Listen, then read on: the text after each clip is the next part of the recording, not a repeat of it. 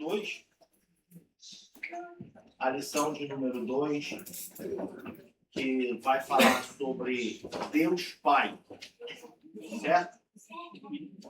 E eu acredito que todos os irmãos presentes estavam aqui nos 2 últimos domingos, onde foi feito a introdução do nosso assunto trimestral, que é a Trindade, e se trata de uma doutrina fundamental, né? É um fundamento doutrinário que nós precisamos entender, conhecer e crer, certo? Então foi muito bem explicado aqui nos 2 últimos domingos sobre a Trindade, o que é a Trindade. Lógico que foi um panorama, certo?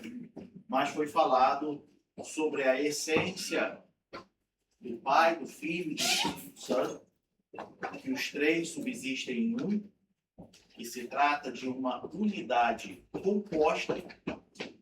Então, foi explicado muito bem isso aqui. Deixa eu botar eco no ouvido.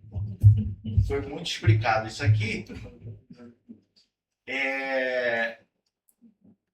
Para que a gente pudesse dar continuidade. E, lógico, que a gente vai falar agora especificamente de cada pessoa, ou sobre cada pessoa da Trindade, certo? Foi feito um panorama do que é a Trindade, e agora nós vamos falar sobre cada pessoa da Trindade. Mas o que é interessante, antes da gente começar, de fato, o nosso assunto, lendo a leitura bíblica, é preciso que os irmãos entendam a estrutura das lições, tá? Porque a lição de número 1 foi a introdução, certo? O mistério da Trindade, da Santíssima Trindade. Agora, a lição de número 2 até a lição de número 4 vai falar especificamente do Pai. Então, hoje nós vamos falar de Deus, Pai, como o único Senhor, tá? Sendo que, se Jesus não voltar e permitir, aí na terceira lição vai falar sobre o Pai enviando o Filho.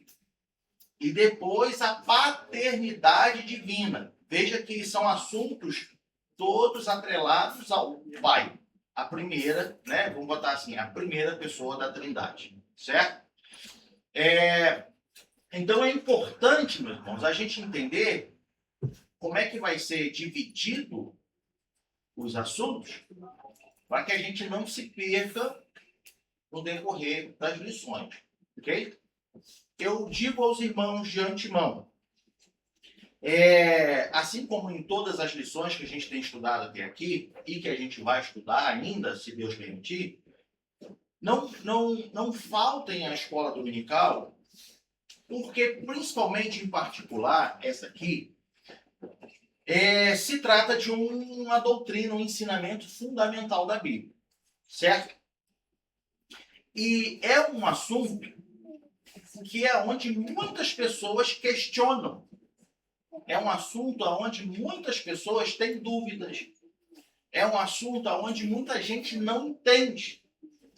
E até em defesa da sua fé, muitas pessoas podem querer te perguntar para entender. Que história é essa de Pai, Filho e Espírito Santo? Então, veja bem, nós estamos tendo aqui um privilégio de tirar essas dúvidas, de aprender um pouco mais sobre esse relacionamento trinitário, certo? Então, isso agrega muito valor para nós como servos de Deus, como cristãos, como defensores da fé, certo?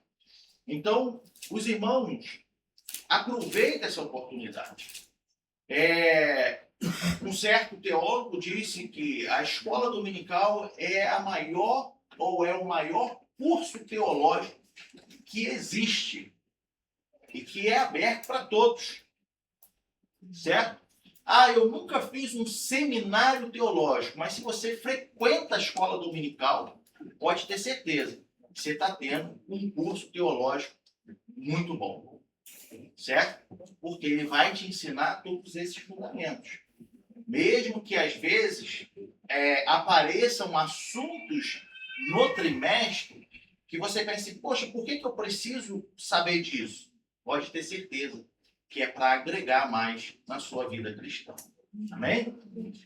Então, como eu estava dizendo, as próximas 3 lições, ou as próximas 2, contando com essa, 3, vai falar especificamente do Pai.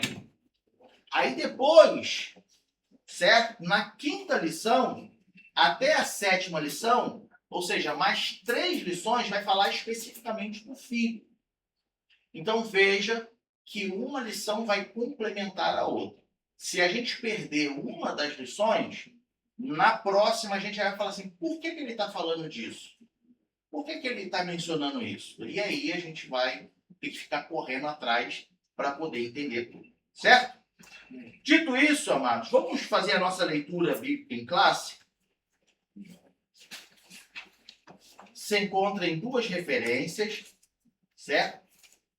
Em Mateus capítulo 11, do versículo 25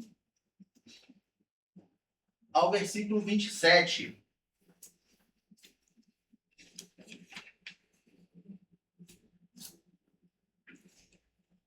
Mateus capítulo 11, do 25 ao 27. E depois nós vamos ler o Evangelho de João, no capítulo 14, do versículo 6 ao versículo 11. Então, Mateus 11, 25. Mateus 11, 25 ao 27 vai dizer assim: Naquele tempo, respondendo Jesus, disse: Graças te dou, ó Pai, Senhor do céu e da terra, que ocultaste essas coisas aos sábios e instruídos e as revelaste aos pequeninos. Sim, ó Pai, porque assim te aprouve. Todas as coisas me foram entregues por meu Pai. E ninguém conhece o Filho senão o Pai. E ninguém conhece o Pai senão o Filho e aquele a quem o Filho o quiser revelar. Evangelho de João, capítulo 14, versículo 6.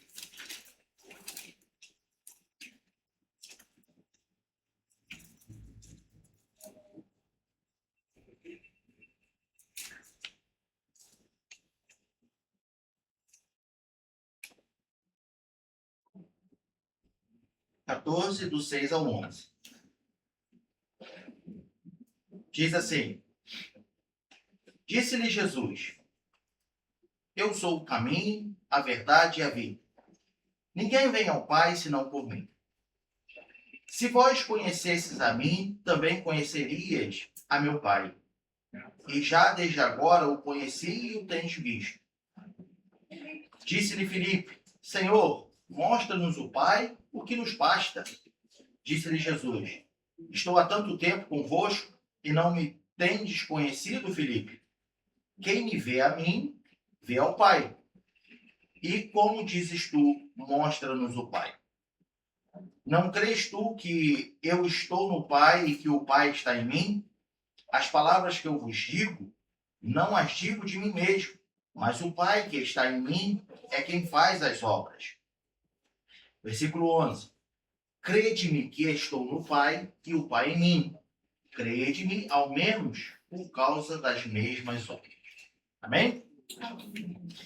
Meus irmãos, hoje nós vamos, como dito, nós vamos meditar um pouco sobre a pessoa do Pai, ou o Deus único e verdadeiro. Mas antes, é importante a gente lembrar, meus irmãos, que a Bíblia, em nenhum momento, ela tenta comprovar a existência de Deus. Tá? Então, A gente começa por aí. A Bíblia, em nenhum momento, ela tenta comprovar ou provar a existência de Deus. Pelo contrário, a Bíblia apresenta Deus já como ele é. E isso pode parecer, né? Mas tanto faz querer provar ou apresentar. Não, tanto faz. Porque normalmente um livro escrito por um homem que conta uma história, que quer provar alguma tese, ele vai trazer muitas evidências sobre. Se naquele tempo Deus revelasse a Santíssima Trindade, ou alguém tentasse explicar a Santíssima Trindade, confundiria o povo. Por quê? Porque o povo, primeiro, os hebreus, aonde que eles cresceram? No Egito. No Egito tinha só um Deus? Não tinha só um Deus. No Egito haviam vários deuses. Quando o povo sai do Egito e começa a peregrinação pelo deserto, até depois que conquista Canaã e então se institui uma nação, já era normal as nações vizinhas terem vários deuses.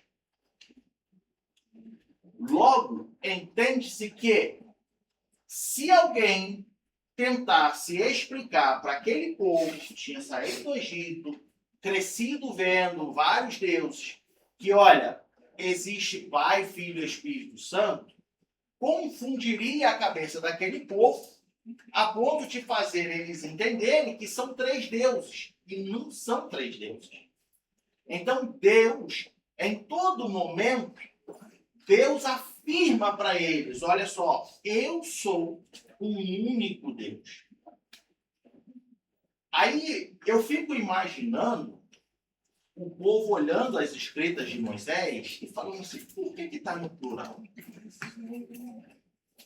Por que está no plural? Mas Deus sempre afirma que ele é um só.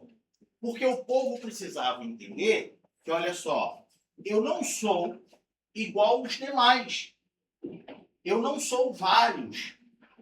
Vocês não estão servindo a vários deuses. Eu sou só um Deus. O único Deus que tem poder no céu e na terra.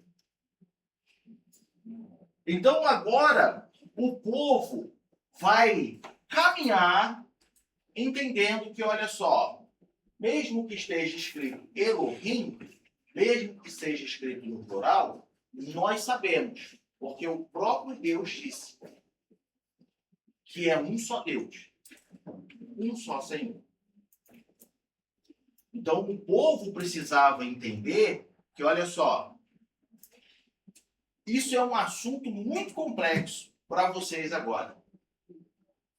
Sabe, lá no Evangelho de João, eu estava essa semana meditando nisso, e no Evangelho de João, Jesus fala para os discípulos, se não me engano, no capítulo 16, deixa eu achar o versículo aqui rapidinho,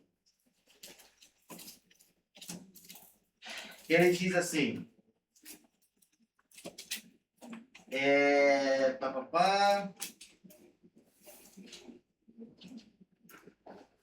versículo 12. Quando Jesus está falando da vinda do Consolador, né? Da vinda do Espírito Santo, Jesus ele está falando assim, ele fala no versículo 12, versículo 13.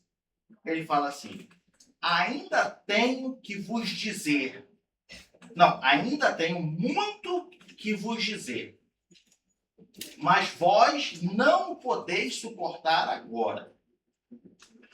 Aí o versículo 13 vai dizer, mas quando vier o Consolador, né, ou aquele Espírito da verdade, ele vos guiará em toda a verdade, porque não falará de si mesmo, mas dirá tudo o que tiver ouvido e vos anunciará o que há de vir.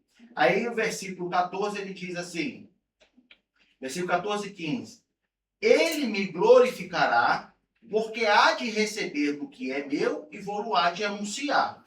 Versículo 15, tudo quanto meu Pai tem é meu, por isso vos disse que há de receber do que é meu e vou há de anunciar. Veja bem, Jesus está falando sobre a vinda do Espírito Santo, que vai convencer o mundo de tudo isso. Mas eu estava analisando e aí me veio esse versículo na cabeça, porque de fato, esses homens não estavam preparados para entender Deus Pai, Deus Filho e Deus Espírito Santo. Olhando para o Antigo Testamento, esse povo que sai do Egito, esse povo que agora tem que conquistar uma terra, esse povo agora que precisa se tornar uma nação, eles precisavam entender somente que, olha só, é um só Deus, um só Senhor. Bom,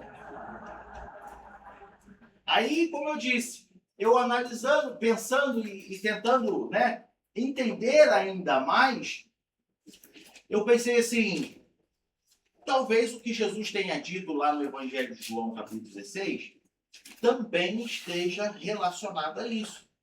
Que é muito mais para ser revelado, mas eles não estavam preparados naquele momento. Isso poderia causar uma confusão. Então, veja bem, a Bíblia nos mostra, em relação à pessoa do Pai, a Bíblia nos mostra que é o único Deus, o único Senhor. Tudo bem até aí? A Bíblia afirma isso e ponto. Ó, é o único Deus. Pastor, mas a gente está falando da Trindade. Como é que nós vamos entender a relação do Pai e do Filho? Por isso que a gente falou, olha, vai ter toda uma estrutura de lição que a gente precisa acompanhar para a gente entender. Certo? Agora, por que é Pai? Certo? Por que é Pai? Veja bem, a gente entende como Pai, primeiro porque a Bíblia diz que Ele é Pai. Ponto. Mas por que é Pai? Porque, veja bem, Ele é a fonte da divindade. E Ele criou todas as coisas. Ele é dono de todo o poder. Ele é um ser supremo e eterno. Ele autoexiste. Ninguém o criou e ele não depende de nada para viver. Logo, tudo que existe, tudo que criou, partiu do zero.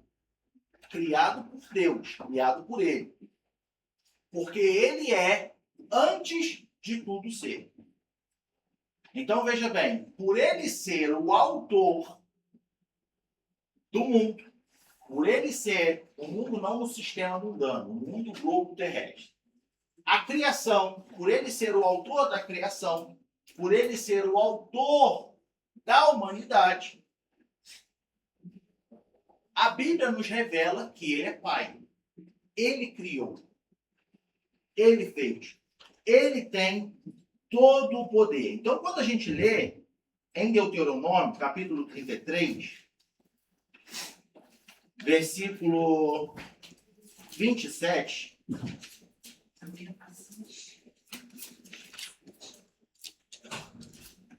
(33, 27).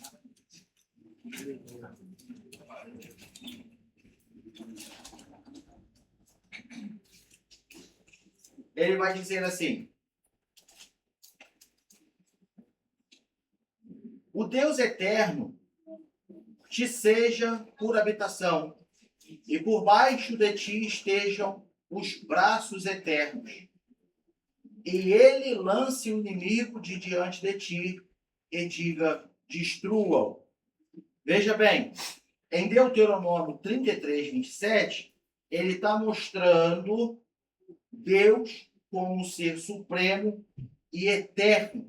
Ele existe por si mesmo. Lá no Evangelho de João, no capítulo 5, versículo 26, ele vai dizer da seguinte forma: como o Pai, vamos lá, 5:26. Ó, como o Pai tem a vida em si mesmo, assim deu também ao Filho ter a vida em si mesmo.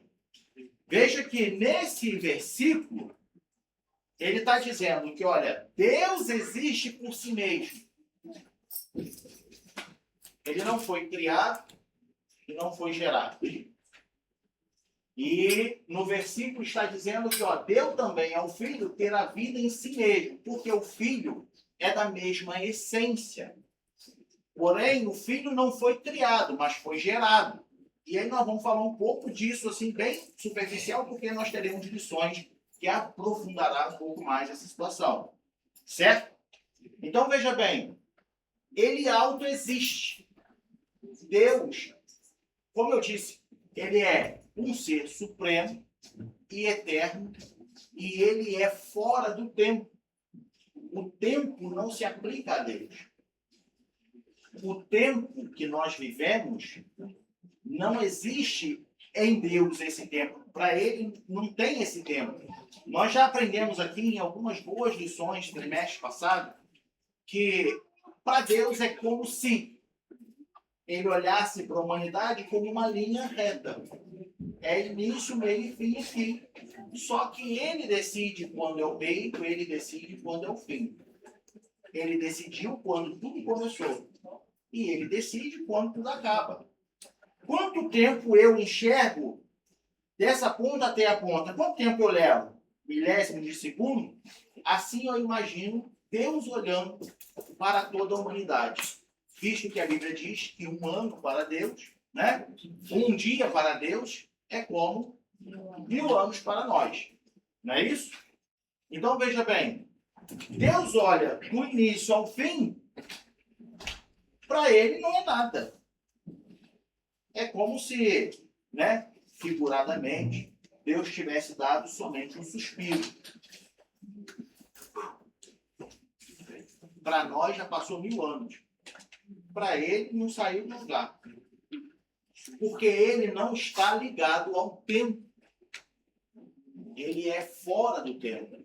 Ele existe em si mesmo.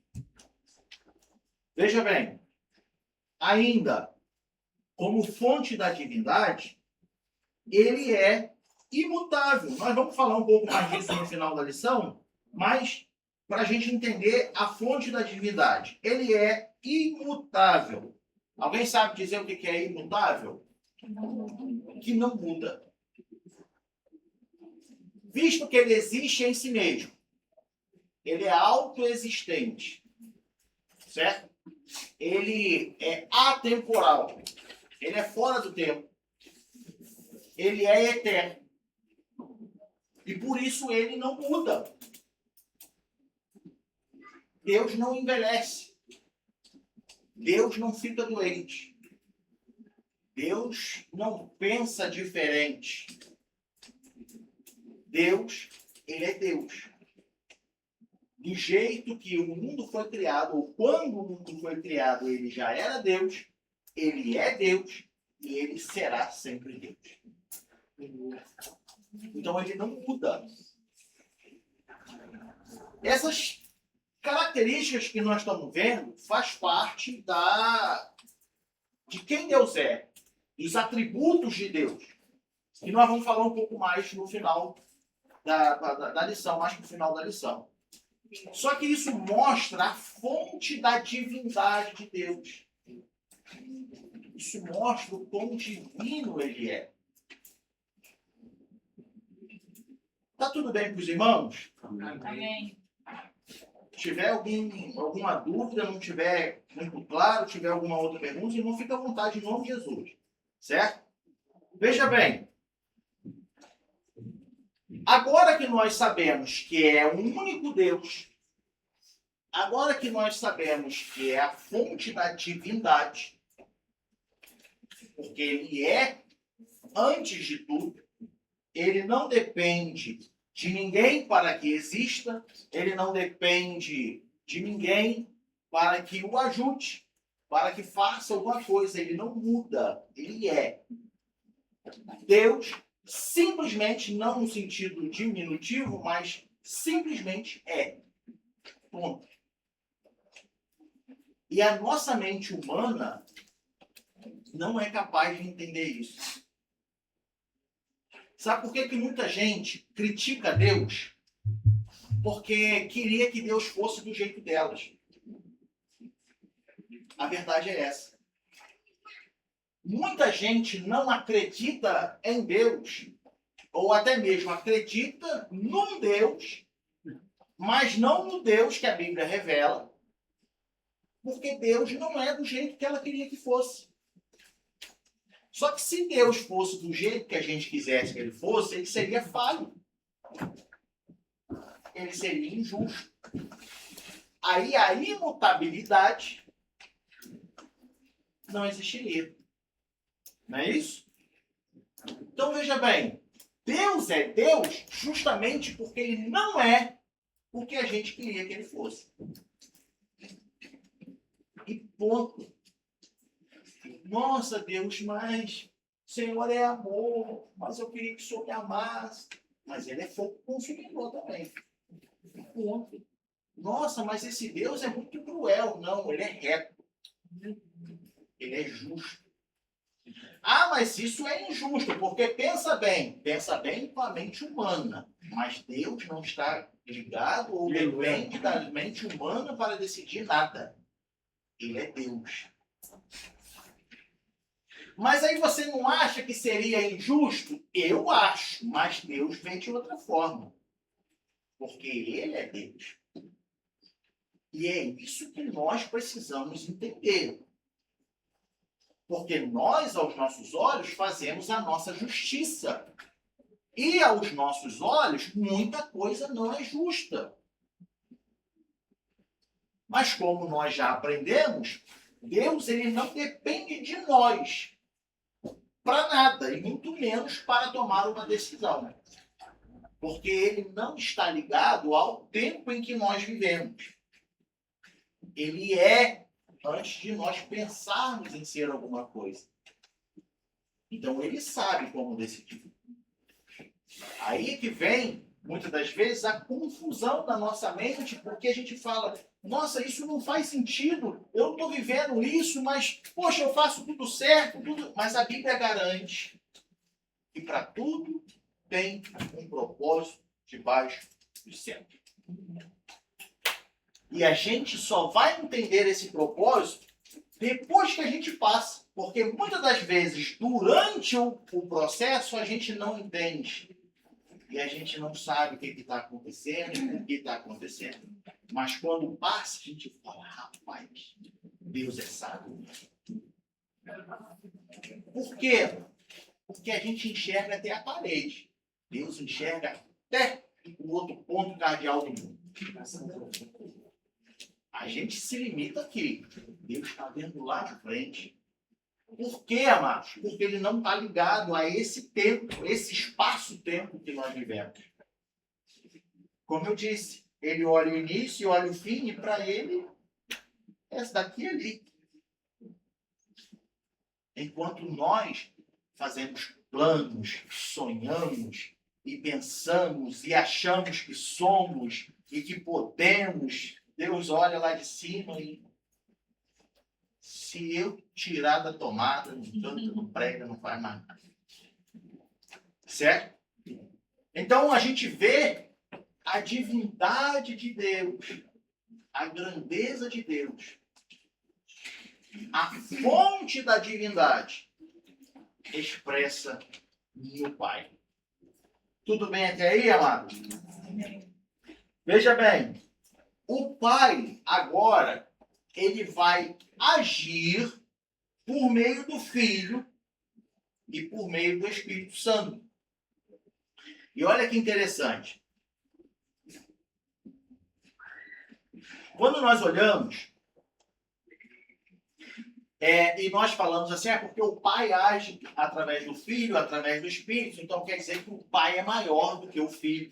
Aí as pessoas tendem a classificar assim, Pai, Filho e Espírito Santo, mas não é. É assim, ó, Pai, Filho e Espírito Santo. Não é de cima para baixo. É assim, ó, Pai, Filho e Espírito Santo. Não é uma hierarquia. Veja bem, no século IV,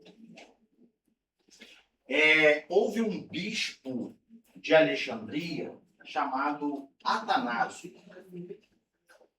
E foi mais ou menos no ano de 253, 300 e alguma coisa,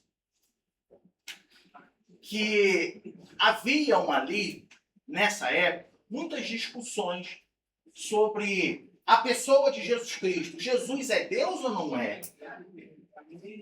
E haviam, então, muitas vertentes doutrinárias, muitas discussões sobre a existência de um Deus triuno.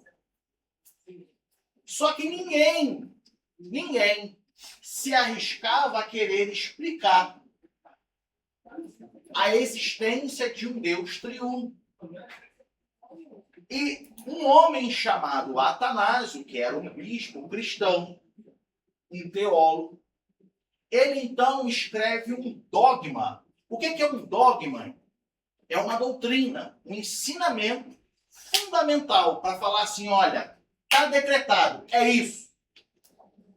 Mostrando que não existe inferioridade na Trindade. Não existe o Filho menor do que o Pai, e muito menos o Espírito Santo menor do que os dois. Mas os dois é um só Deus. A tua lição, na tua revista, no finalzinho do ponto 3, do tópico 1, ele fala uma parte do credo de Atanásio. Mas eu trouxe aqui, eu tenho esse material em casa, eu trouxe aqui o dogma completo que Atanásio escreveu, falando sobre a Trindade e a relação do Pai, do Filho e do Espírito Santo. E eu gostaria de ler para os irmãos, e a gente vai ler bem devagarzinho, e se os irmãos tiverem dúvida, a gente vai explicando, certo? Porque, veja bem, antes da gente ler, olha só, quando nós vemos em 1 Coríntios, capítulo 12, versículos 4 e 6,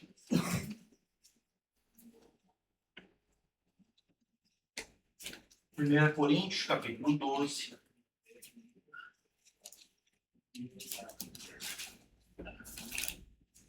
versículo 4 e 6, ou 4 a 6, né?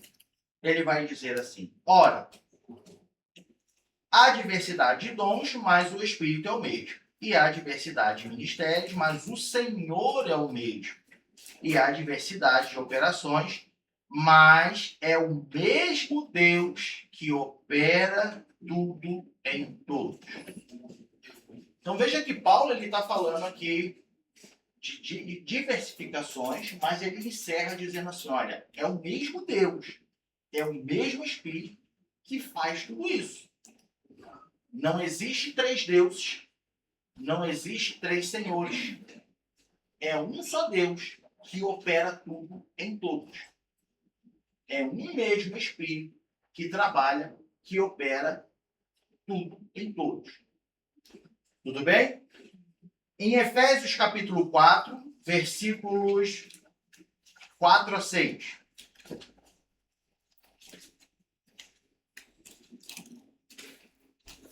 De novo, Paulo falando, agora usando a unidade da fé.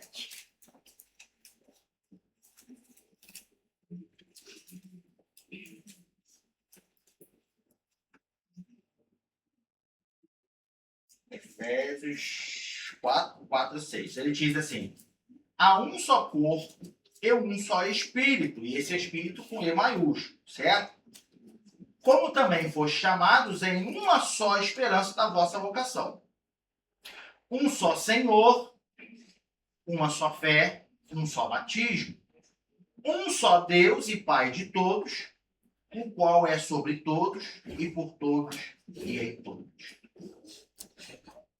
Veja bem, mais uma vez eu quero afirmar, isso não implica em inferioridade em relação a Jesus, ou Filho, ou Espírito.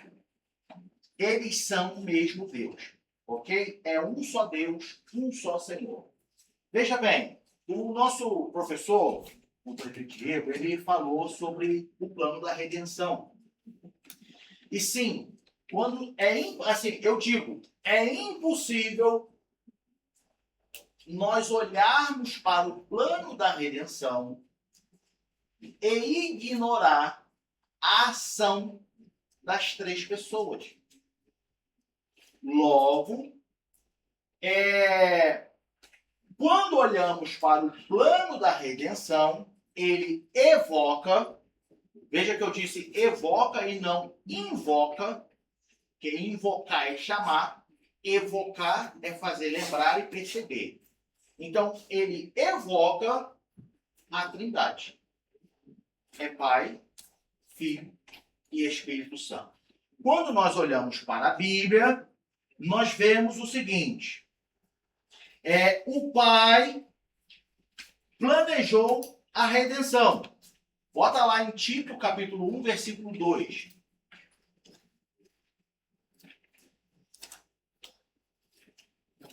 Tito 1, 2, ele vai dizer: em esperança da vida eterna, a qual Deus, que não pode mentir, prometeu antes dos tempos, dos séculos. Então, o Pai planejou.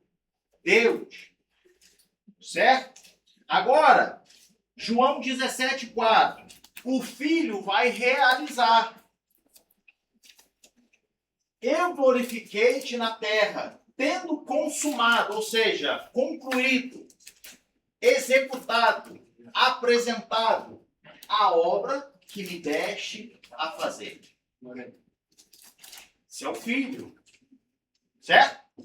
E agora, nós temos em João 14, 26, quando o Filho retorna ao céu, o Espírito Santo é enviado pelo Pai, pelo Filho, para ser o Consolador e Ensinador. Então, João 14, 26 vai dizer: mas aquele Consolador, o Espírito Santo, que o Pai enviará em meu nome. Veja, Deus envia, se não me engano, acho que é nos Evangelhos que Jesus vai dizer que o Espírito é a promessa do Pai. Então ele vai dizer assim, o Pai está enviando o Espírito, mas por causa de mim. Porque se não fosse por causa de mim, o Espírito não viria. Então ele está dizendo, aquele Consolador, o Espírito Santo, que o Pai enviará em meu nome, vos ensinará todas as coisas, vos fará lembrar de tudo quanto vos tenho dito. O que nós vemos aqui? A ação dos três no plano da redenção. Então, veja bem, quando falamos de redenção, eu repito, é impossível negar a ação e a manifestação das três pessoas. Porém, é um único Deus, um único Senhor, como nós já lemos em Coríntios e em Efésios. Aí você diz assim, mas isso é muito complexo. Isso sempre foi complexo. Até quando o tal do Atanásio, que nós estamos falando, falou assim, olha, eu vou falar para vocês como é que é. E eu gostaria de agora ler, para que os irmãos entendessem, que foi assim que então ficou explicado a existência de um Deus triuno e a relação dos três. Certo? Então, a partir daí, agora, a partir desse dogma, então agora, a partir dessa doutrina fundamental, a gente passou a entender. Veja que essa doutrina é uma revelação e não uma criação humana. Quando olhamos para a Bíblia, nós enxergamos, é revelado para nós.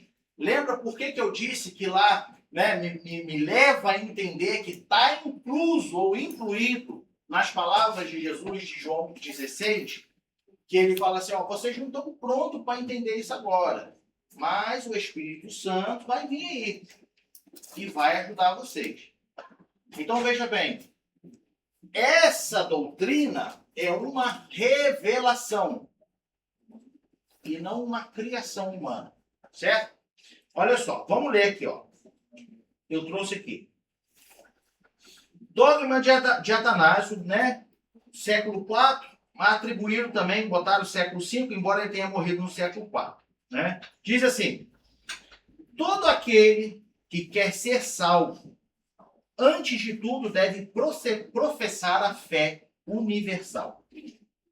Quem quer que não a conservar íntegra e inviolada, sem dúvida perecerá eternamente. Veja que ele já estava falando assim, ó, isso é um fundamento bíblico.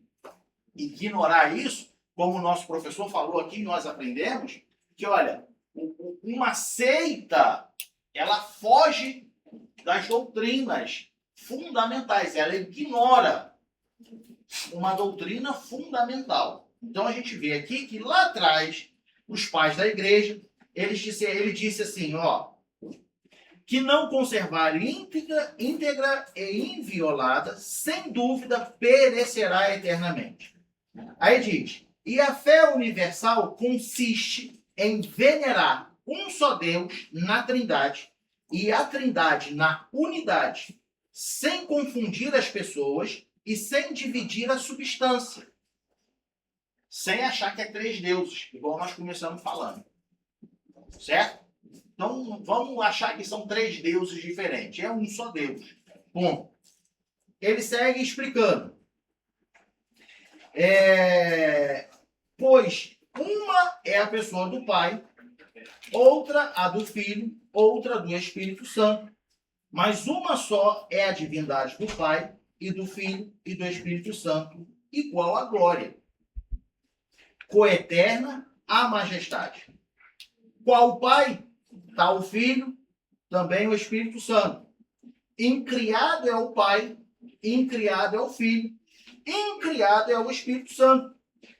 Imenso é o Pai, imenso o Filho, imenso o Espírito Santo. Eterno o Pai, eterno o Filho, eterno o Espírito Santo. Contudo, não são três eternos, mas um único eterno. Como não há três incriados, nem três imensos, porém um só incriado e um só imenso. Da mesma forma, o Pai é onipotente, o Filho é onipotente, o Espírito Santo é onipotente.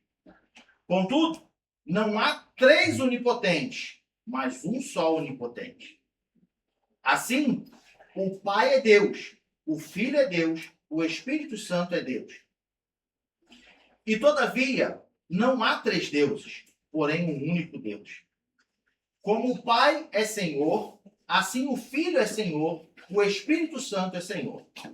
Entretanto, não são três senhores, porém um só Senhor. Porque assim como pela verdade cristã somos obrigados a confessar que cada pessoa tomada em separado é Deus e Senhor, assim também estamos proibidos pela religião universal de dizer que são três deuses ou três senhores. O Pai por ninguém foi feito, nem criado, nem gerado. É o que nós falamos. Ele é eterno e coexiste. E aí ele diz, o Filho é só do Pai, não feito, nem criado, mas gerado. Aí nós vamos falar por que gerado, né? O Espírito Santo é do Pai e do Filho, não feito, não criado, nem gerado, mas procedente. Há, portanto, um único Pai, não três pais, um único Filho, não três filhos, um único Espírito Santo, não três Espíritos Santos. E nesta Trindade, nada é anterior ou posterior, nada maior ou menor. Porém, todas as três pessoas são coeternas e iguais entre si. De modo que, em tudo, conforme já ficou dito acima, deve ser venerada a Trindade na unidade e a unidade na Trindade. Portanto, quem quer salvar-se deve pensar assim a respeito da Trindade. Mas para a salvação eterna também é necessário crer fielmente na encarnação de nosso Senhor Jesus Cristo. A fé verdadeira, por consequente, é crermos e confessarmos que nosso Senhor Jesus Cristo, Filho de Deus, é Deus e homem. É Deus, gerado da substância do Pai antes dos séculos, e é homem, nascido no mundo da substância da mãe. Deus perfeito, homem perfeito, subsistindo de alma racional e carne humana, igual ao Pai segundo a divindade, menor que o Pai segundo a humanidade. Ainda que é Deus e homem, todavia não há dois, porém um só Cristo. Um só, entretanto, não por conversão da divindade em carne, mas pela assunção da humanidade em Deus. De todo, um só, não por confusão de substância, mas por unidade de pessoa. Pois, assim como a alma racional e a carne é um só homem, assim Deus e homem é um só Cristo, o qual padeceu pela nossa salvação, desceu ao inferno, ressuscitou dos mortos, subiu aos céus e está sentado à destra do Pai, de onde há de vir para julgar os vivos e os mortos. À sua chegada, todos os homens devem ressuscitar com seus corpos e vão prestar conta dos seus próprios atos. E aqueles que tiverem praticado o bem irão para a vida eterna. Aqueles que tiverem praticado o mal irão para o fogo eterno. Esta é a fé universal. Quem não a crê com fidelidade e firmeza não poderá salvar-se. Então veja bem, esse pequeno texto que nós lemos foi o dogma que Atanásio falou: olha, vamos acabar com a discussão, vamos parar, porque está claro na Bíblia a existência de um único Deus, mas que tem o Filho e tem o Espírito, e não vamos achar que são três deuses, mas um só Deus, e que não é um inferior ou superior ao outro, eles são igual na sua divindade e glória.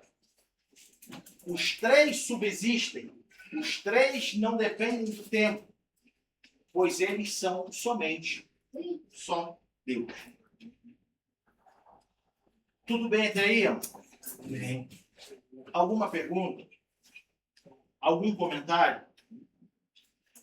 Veja bem, abrindo um pequeno parênteses, para a gente passar para o ponto 2, por isso que Paulo, ele escreve, pelo menos em duas referências, que ele escreve, eu acho que é uma em Gálatas 4, 6. Bota aqui para a gente ver.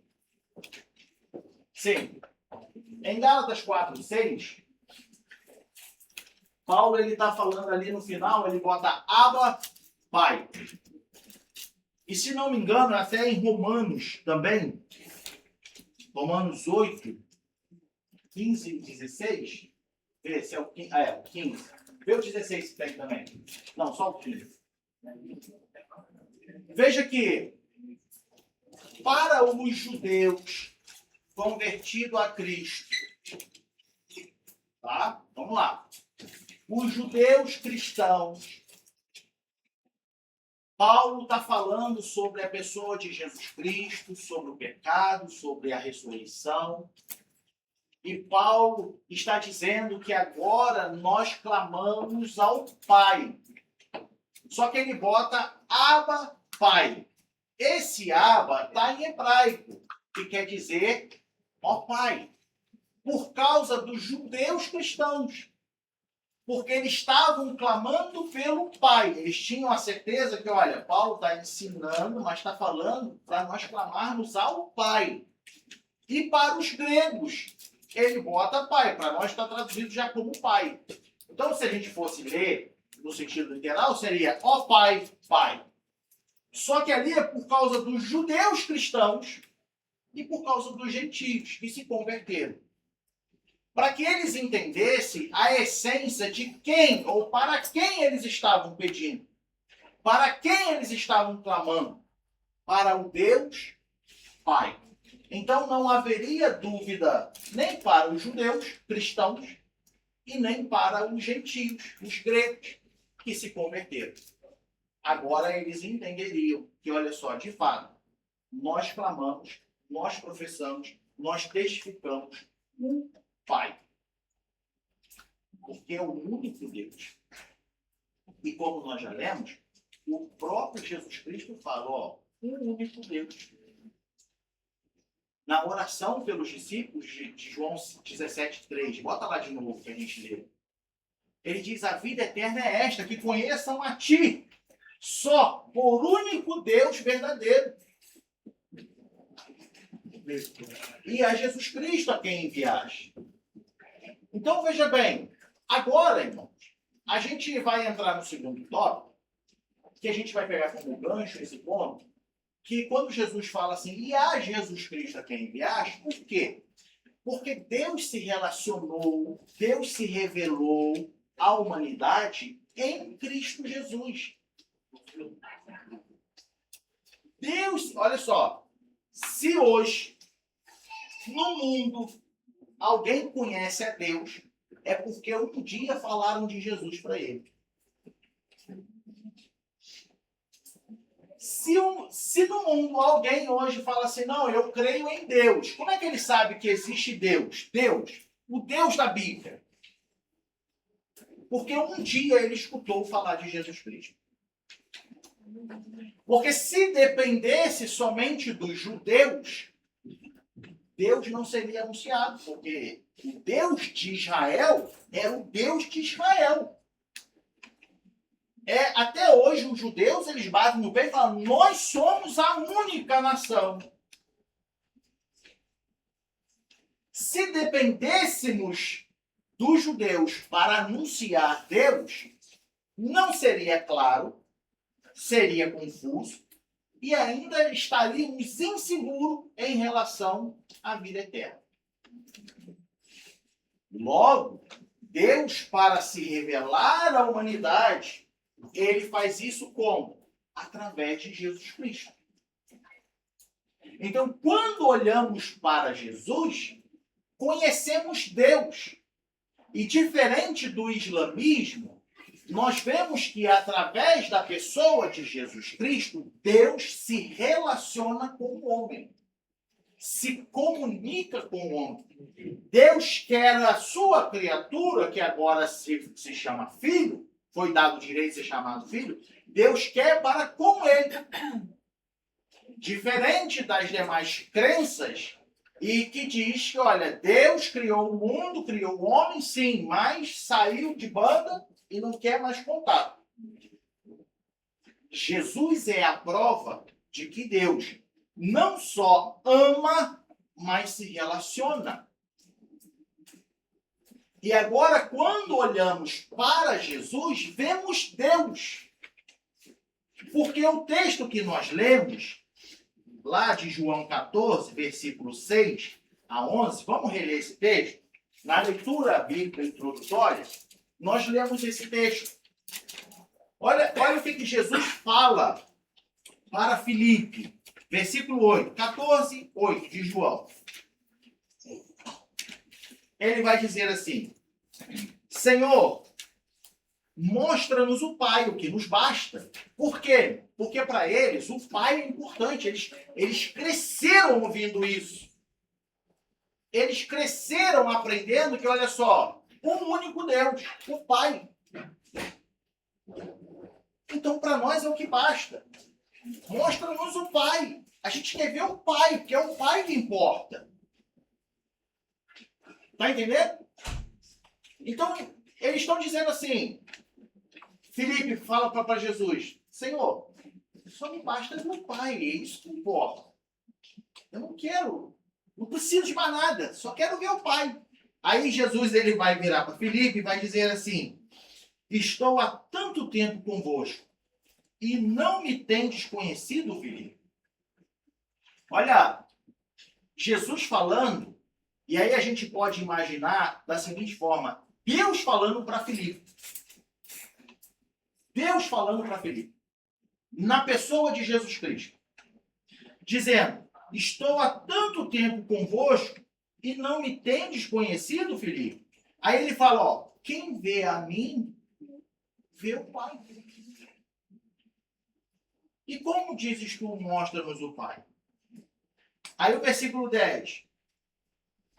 Não crês tu que eu estou no Pai e que o Pai está em mim? As palavras que vos digo, não as digo de mim mesmo, mas o Pai que está em mim é quem faz as obras. Crede-me que estou no Pai e o Pai em mim. Crede ao menos por causa das mesmas obras. Então veja bem, quer conhecer a Deus? Quer saber quem é Deus? Olha para Jesus. Jesus é a revelação de Deus para a humanidade. Se não fosse por Jesus Cristo, não conheceríamos a Deus. Aí seria como Jó fala, né, lá no capítulo 42, olha, com os meus ouvidos eu ouvi muito tempo, mas agora meus olhos puderam contemplar. Então, se não fosse por Jesus Cristo, nós seríamos como Jó, ouvi falar muito desse Deus aí. Mas como olhamos para Jesus Cristo, agora a gente não ficou só no ouvir, a gente pôde conhecer. A gente pôde ver.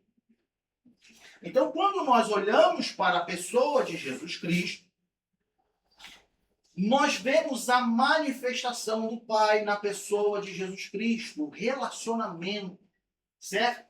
Aí, em Mateus 11, 25, Jesus ele até fala assim, né? Ocultaste estas coisas aos sábios e instruídos e as revelaste aos pequeninos.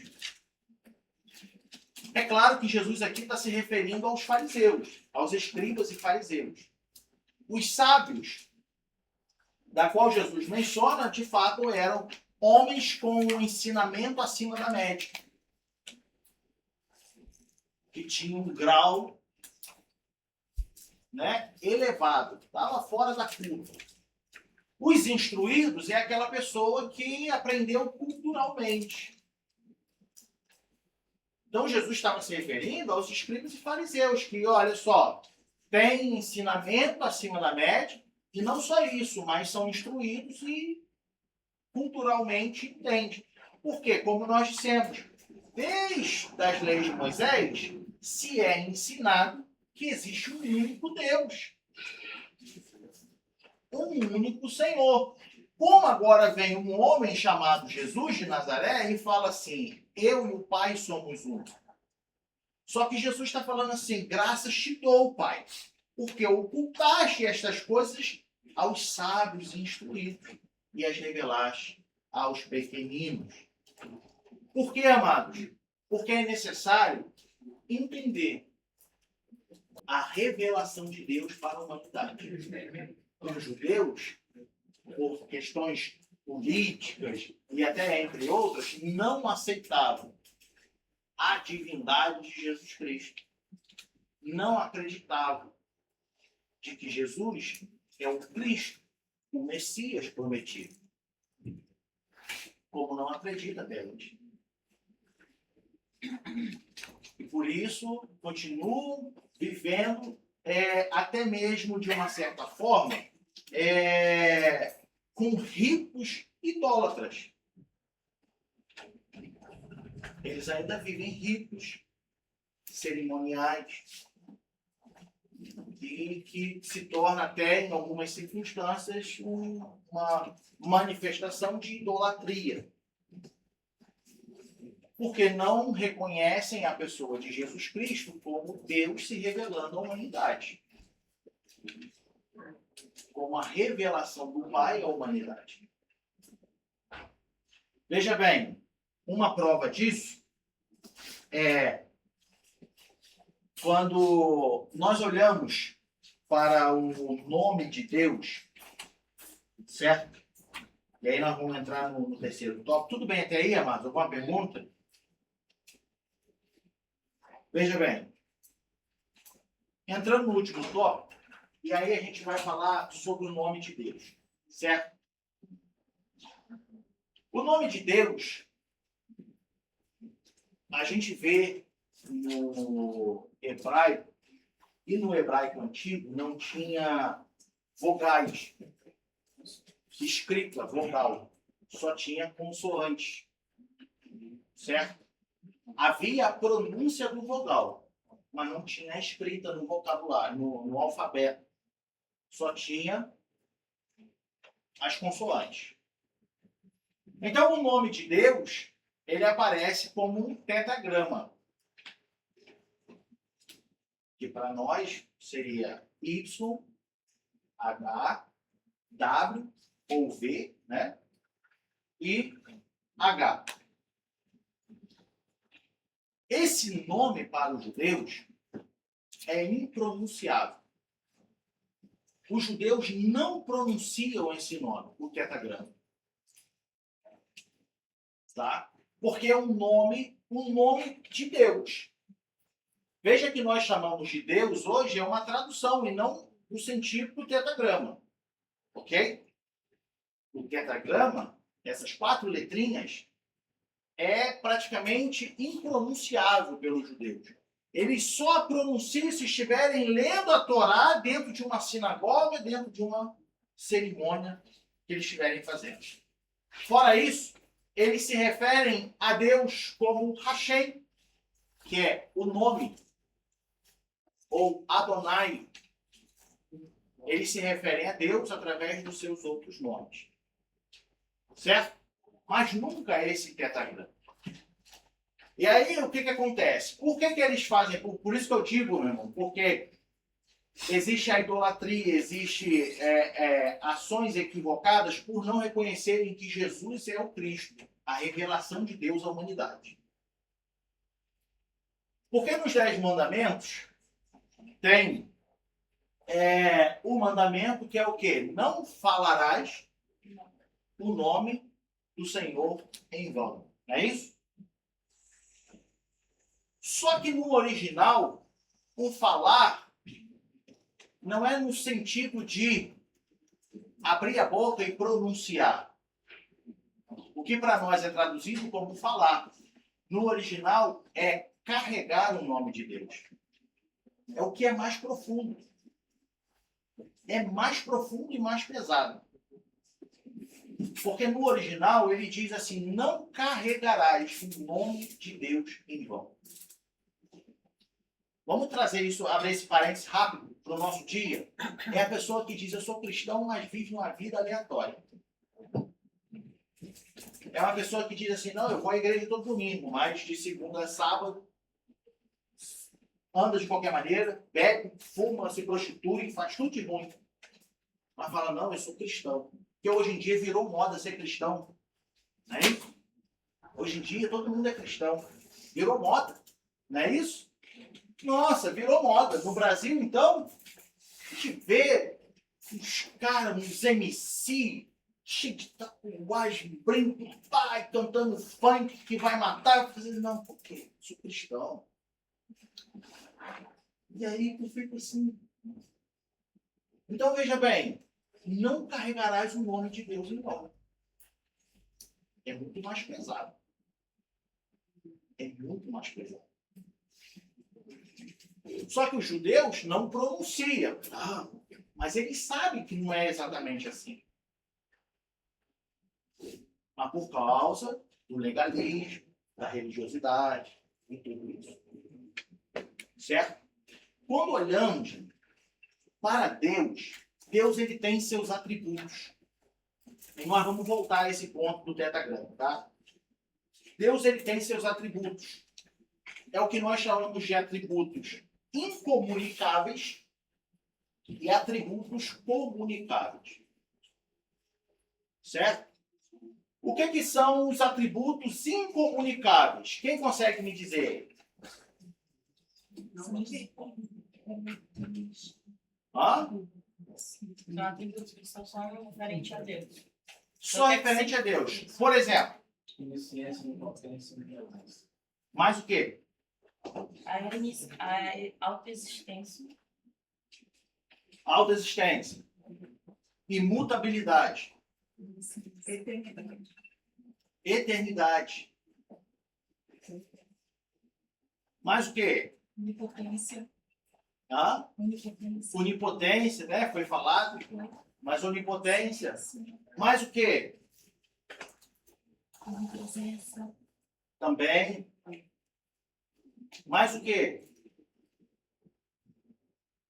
A lição aqui, ela falou só algumas, tá? Mas existe uma lista. Por exemplo, a transcendência, ele é transcendente. Ele é além de qualquer outra coisa. Esses atributos, amados, ninguém usufrui desses atributos. Ninguém, além de Deus, tem esses atributos. E esses atributos, assim como a majestade, a glória,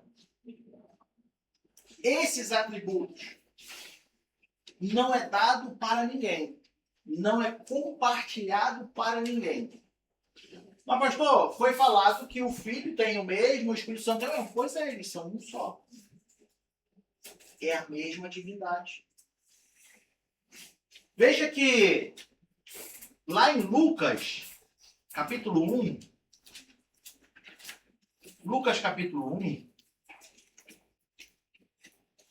versículo... É quando o anjo fala para Maria.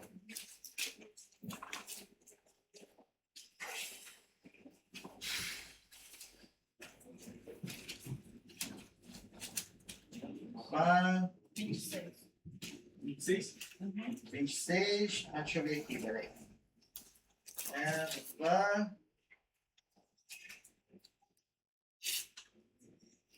Versículo 32. Quando o anjo está falando para Maria que vai nascer um menino, vai ser gerado um menino. E aí ele diz assim no versículo 32. Este será grande e será chamado Filho do Altíssimo. Glória. Será chamado Filho do Altíssimo. Jesus, ele já existe desde a eternidade. Nós temos falado isso já há 2 domingos. Ele já é antes de tudo ser. Mas ele é gerado pelo Pai. Qual é a diferença de gerado e criado? Alguém consegue me dizer? Nós fomos criados. Jesus foi gerado pelo Pai. Alguém consegue me dar essa... distinguir o que é ser gerado e o que é ser criado? Criado do princípio, assim, desde sempre, né? É tudo que foi criado e gerado que ele nasceu. Ou seja, Como um homem, ele foi gerado pela mulher, isso. por uma mulher, mas pelo Espírito Santo. E a mulher concebeu a luz. Certo? O Espírito Santo gerou um menino no ventre de uma mulher. Mas antes disso, Jesus é gerado pelo Pai, desde a eternidade. O que acontece, amados? Criado é o que envolve as mãos de Deus. Deus criou a terra, o homem. Ele pôs as mãos. Gerado é o que vem da mesma essência. Uma mãe gera um filho. Logo, esse filho tem o mesmo DNA, tem as mesmas questões de saúde, tem até filho que herda alguns problemas de saúde da mãe. Porque o gerado é o que vem de dentro, é da mesma divindade, da mesma essência. O criado não. Agora veja, o anjo está falando para Maria, que diz assim, este será grande e será chamado filho. Por que filho? Porque é da mesma descendência do Altíssimo. Jesus é da mesma essência, da mesma descendência, porque ele não foi criado, ele foi gerado. O pai gera o filho. Isso mostra que, olha só, é da mesma essência, é da mesma natureza, é da mesma divindade. Ele não pertence a homem. Ele foi concebido por uma mulher, porque ele veio como um homem. Porque, tendo forma de Deus, sendo igual a Deus, não teve por usurpação ser igual a Deus, mas humilhou-se a si mesmo, aniquilou-se, tomando forma de homem. E como homem, ele precisava nascer de uma mulher. Lembra do dogma que nós lemos? Ele diz, olha, foi concebido por uma mulher, mas é o Deus homem. Quem morreu na cruz foi a parte humana ou a parte divina? As duas. O Deus homem morreu. Mas Deus não morre. Pois é. Negar na cruz que foi só o homem que morreu, você não está acreditando na divindade de Jesus Cristo. O Deus homem morreu. Porque ele era Deus. Quando veio ao mundo, como Deus, como homem. O Deus homem morreu. Não houve separação. Então veja bem, quando nós olhamos para a pessoa de Jesus, nós vemos os mesmos atributos da qual Deus, porque é o mesmo Deus, é a mesma essência, é o único Senhor. Por isso Deus se revela à humanidade pelo seu Filho. Porque é o mesmo, olhou para Jesus, olhou para Deus. Veja que no Antigo Testamento, Moisés fala, Senhor, eu quero ver a tua face. Ele fala, se tu ver a minha face, tu morre. Mas agora Deus se revela à humanidade. Jesus fala assim, quem vê a mim, vê ao Pai. Olha a misericórdia de Deus para conosco. Quem me conhece, conhece o Pai. Quer chegar ao Pai? Vem por mim. Então veja bem, amados. Eles compartilham dos mesmos atributos incomunicáveis, certo? Que nós mencionamos. Assim também como existem os atributos comunicáveis, que é o quê? É o que Deus compartilha com o homem. Não na sua plenitude, porque, né, o pecado deturpou a criação e toda essa história. Mas existem atributos de Deus no homem, como, por exemplo, quem pode dizer? Amor. Amor. Mais o quê? Fidelidade. Fidelidade. Bondade. Misericórdia. Mais o quê? Tem uma ainda essencial. Santidade. Hã?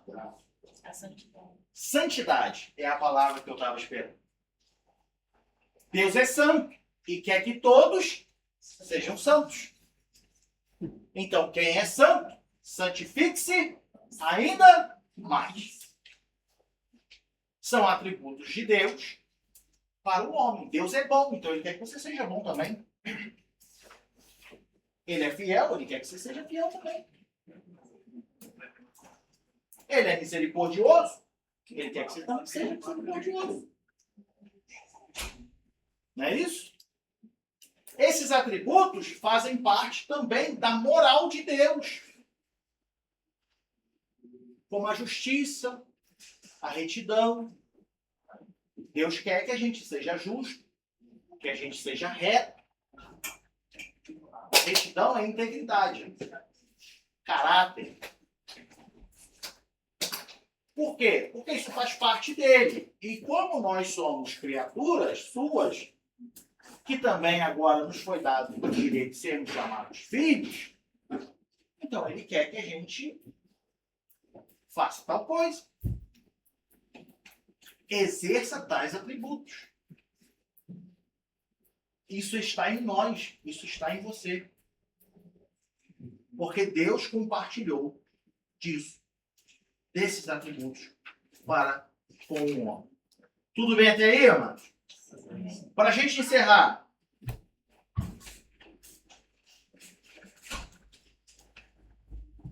Quando nós olhamos para a Bíblia, aí eu quero voltar ao tetagrama, tá? nós vemos que a Bíblia revela os nomes de Deus. Porque Deus se revela ao homem também através dos seus nomes. Ou os nomes revelam quem Deus é. O único Deus. Mas existem nomes que revelam a grandeza de Deus. Certo? Veja bem, olhando para o tetragrama,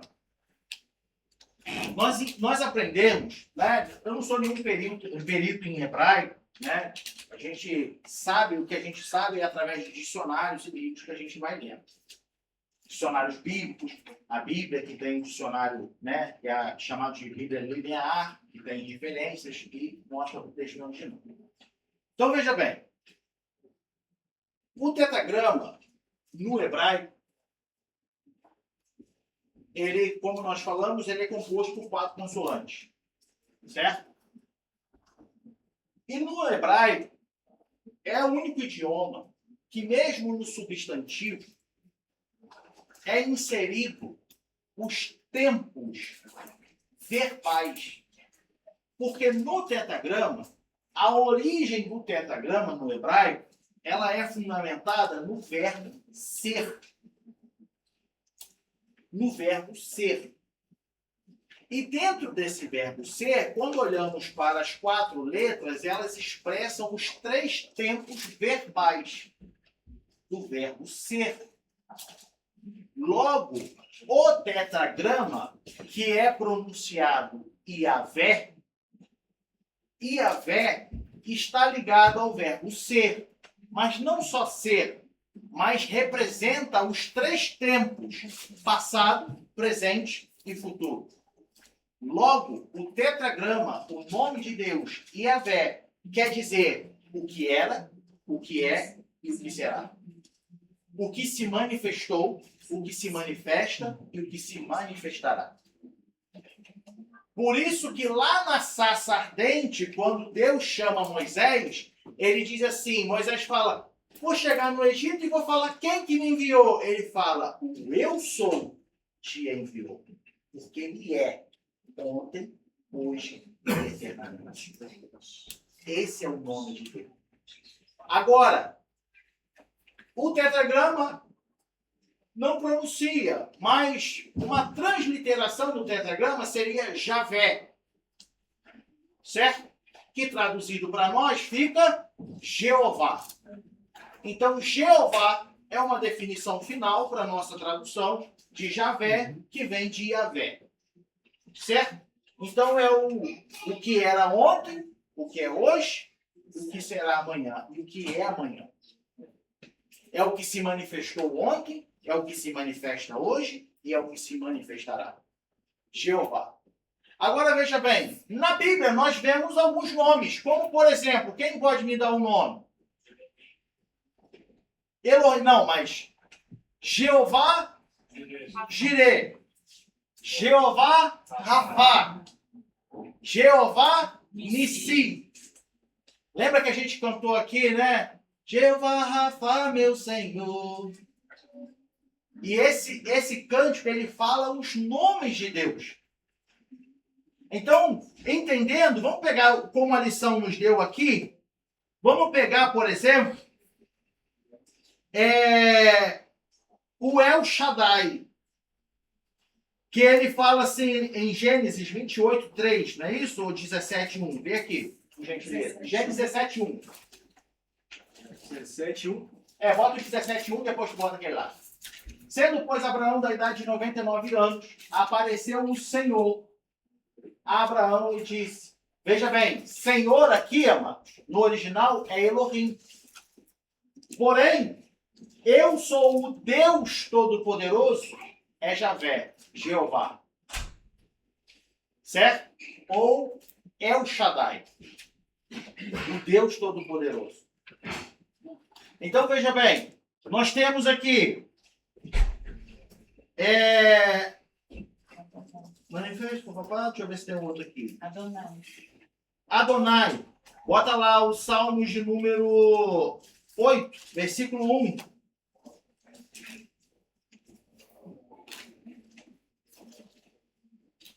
Salmo 8:1. 8:1. Ó Senhor, Senhor nosso, Quão admirável é o teu nome em toda a terra, pois puseste a tua glória sobre os céus.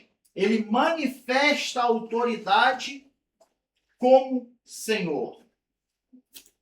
Então veja bem, cada nome que aparece ou que a Bíblia revela, o Senhor é a nossa bandeira, o Senhor é a nossa força, o Senhor é a nossa paz. Ele está sempre falando Jeová Rafá, Jeová Nissim, Jeová Jireh. Porque Jeová é o que era, o que é e o que há de ser. É a nossa força. O que era, o que é e o que há de ser é a nossa paz. O que era, o que é e o que há de ser é a nossa bandeira. Quando olhamos para o nome de Deus, nós vemos a sua essência no seu nome. No passado, no presente e no futuro. Isso mostra a divindade dele, a eternidade dele e o seu supremo poder. Não há nada que ele não saiba, não há nada que ele não possa fazer, não há nada igual a ele. Aleluia. Ele é o mesmo ontem, hoje e eternamente. Esse é o nosso Deus. O único Deus, Pai verdadeiro. Alguma pergunta, amados? Pode falar.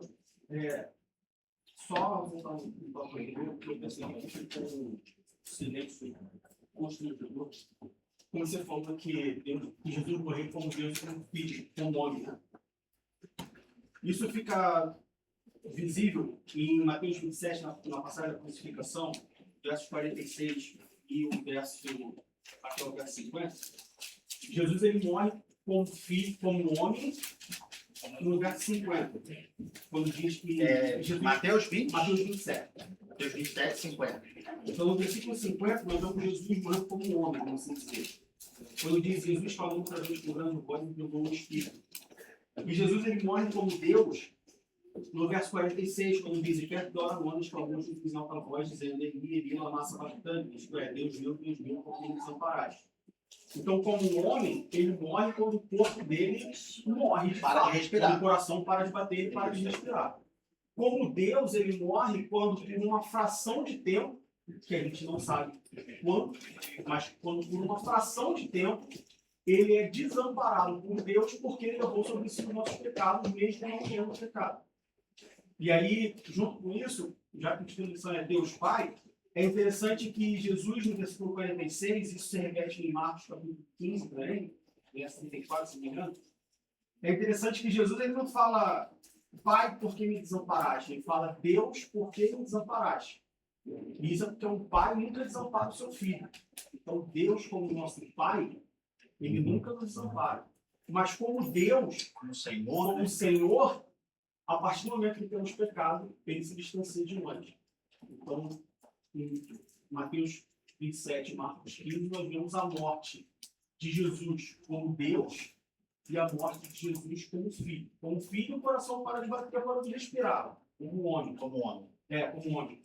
E como Deus, não que Deus morra, mas sim como Deus, como filho de Deus desamparado, que também é uma coisa que a gente não consegue entender, porque se é 3 em 1, como que um foi desamparado do outro? Como que um foi distante do outro? Esse é o mistério. Mistério, a gente não entende. Mas por uma fração de tempo, Jesus ele exclamou dizendo... A outra questão, a ponto disso, foi bom que tenha voltado a esse ponto, porque se não fosse o Deus homem morrendo, seria em vão o sacrifício. Seria só mais um homem morto. Seria um Marte. Entendeu? Não só... Exatamente. Entende? Então, porque foi um homem que morreu. Não, foi um Deus homem. Por isso foi perfeito o sacrifício. Por isso o sangue derramado foi perfeito. Certo? Quer falar alguma coisa? Tá segurando a página da Bíblia ali, tipo assim, agora eu dou. Tudo bem? Eu não quis entrar muito nesse ponto, embora meu professor vai falar assim, poxa, tem que explicar mais, porque pode ser que os irmãos não estejam aqui presentes nas próximas. Era debate privado, você pegou esse debate. Porque é o seguinte, porque nós vamos ter as lições que vai esmiuçar isso aí. Tá entendendo? Então, eu só joguei pro ar. E aí os irmãos... É algo passado só superficial. E aí os irmãos criam curiosidade para estar aqui. Certo? Ó, não vou faltar à escola dominical, porque eu quero saber que história é essa. Que o Deus homem morreu. Entendeu? É isso. Tá? Então eu fiz questão de jogar só no ar, embora eu possa ser repreendido pelo nosso professor, mas é por conta disso. Por isso que a gente começou a lição hoje falando assim, ó, 3 lições, vamos falar só do pai. Depois 3 lições só do filho. Então, é importante que você não falte, que você não perca, para você não perder a sequência, o desenvolvimento do assunto. E uma coisa vai confirmando a outra. Alguém mais? Algum comentário? Alguma pergunta? Não? Vamos colocar de pé, então?